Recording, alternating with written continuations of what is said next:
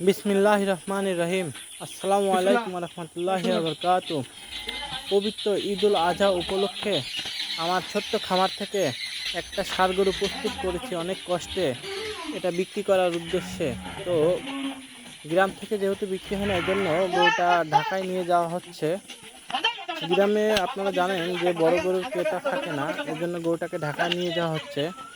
আর ঢাকা নেওয়ার জন্য গরুটাকে গোয়াল থেকে বের করে ট্রাকে তোলার উদ্দেশ্যে আমি, ভাই, আব্বু এবং আরও কয়েকজন রওনা দিয়েছি।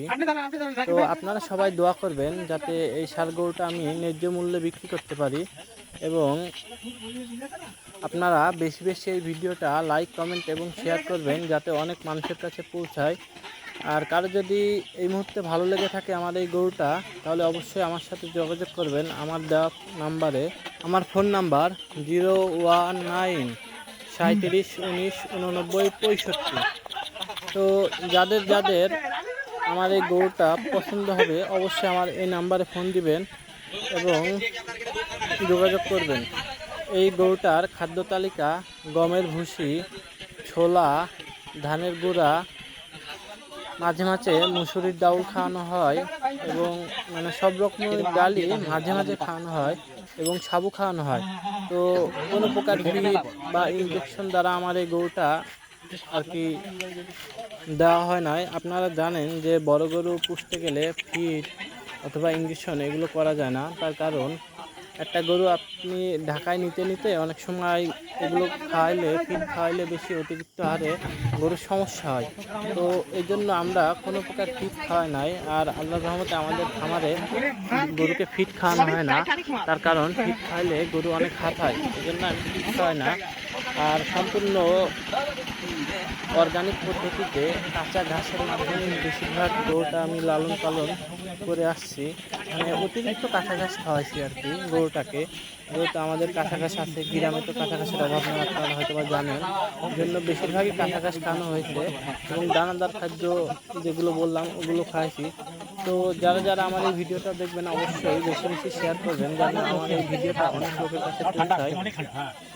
আর আপনারা আমার জন্য দোয়া করবেন এবং যেন আমাদের এই গরুগুলা একটু ন্যায্য মূল্যে বিক্রি করতে পারি। ওটা হলো আমার নানার গরু, মাশাআল্লাহ নানার গরুটা অনেক সুন্দর, আপনারা দেখতে পাচ্ছেন। তার এখানে এই ট্রাকে দুইটা বড় গরু, একটা নানার বড় গরু, একটা আমাদের।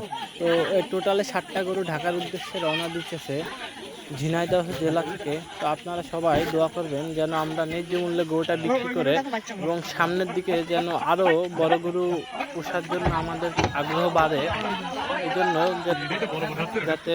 আর এই সুনাম ঢের গরুটাকে আপনারা সবাই দেখতেছেন।